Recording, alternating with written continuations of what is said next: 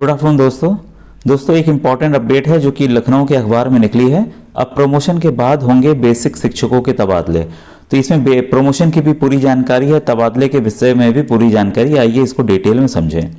Basic शिक्षकों के जिले के भीतर तबादले का इंतजार अभी और लंबा खिंचेगा। विभाग ने शिक्षकों के प्रमोशन की प्रक्रिया पूरी करने के बाद तबादले की कवायद शुरू करने का फैसला किया है।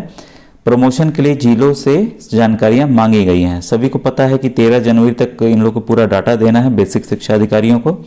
जिले के भीतर बेसिक शिक्षकों के तबादले कई सालों से लटके हुए हैं। पिछले साल जुलाई के आखिर में शासन ने तबादले की प्रक्रिया शुरू करने के आदेश जारी किए थे।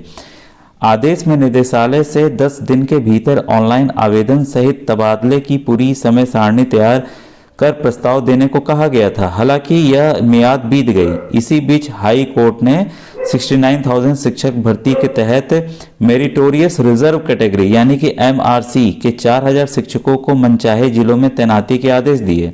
ठीक है, और आपको पता है उनकी तैनाती भी हो गई है। इसके बाद बेसिक शिक्षा विभाग ने तबादले की प्रक्रिया शुरू करने की कवायद आगे बढ़ा दी और MRC अभ्यर्थियों की काउंसलिंग में जुट गया। तब यह दावा किया गया कि MRC के समायोजन के बाद जिले के अंदर तबादले शुरू किए जाएंगे। हालांकि दावा जमीन पर नहीं उतर पाया और साल बीत गया। ये आप सभी लोग जानते हैं कि अब देखिए, अनुमोदन पर अटक गई गाड़ी। सूत्रों के अनुसार शासन से तबादले की हरी झंडी मिलने के बाद इसकी पूरी प्रक्रिया तय कर अनुमोदन के लिए प्रस्ताव भेजा गया था।